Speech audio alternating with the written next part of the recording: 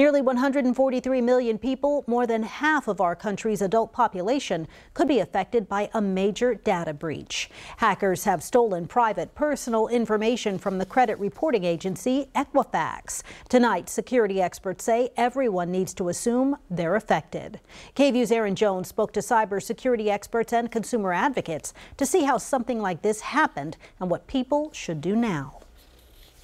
The announcement came Thursday. The Atlanta-based credit reporting company Equifax had been hacked. It happened between mid-May and July of this year, giving criminals access to millions of consumer files. Names, birth dates, addresses, social security numbers, credit card numbers, and driver's license numbers exposed. The unfortunate truth, I think, is that it was bound to happen. University of Texas computer science professor Emmett Witchell says They didn't do defense in depth, which is sort of a best practice. A term commonly used in the cybersecurity world, meaning multiple security measures are in place to defend against hacking. Not only do you have a big wall, you also build a moat.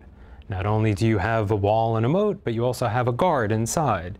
That way, if somebody gets past the moat, they still have to get through the wall. So in this case, the hackers got through the security of the web interface, and they were able to get all sorts of very sensitive information, and that's very disturbing. Now the #1 question for Americans is, am I a victim of this data breach? Equifax has set up a free website to check. However, some are questioning the website's terms of service, saying it states that those who do enroll in the checker program will not be allowed to participate in any class action lawsuits that stem from the data breach. If you do find out you are a victim of this breach, there are a couple of different options that you can take as a consumer to protect yourself. Aaron Duffner with the Better Business Bureau suggests considering a credit freeze or subscribing to a credit fraud alert. And of course, from here on out, make sure you're keeping a close eye on your credit report.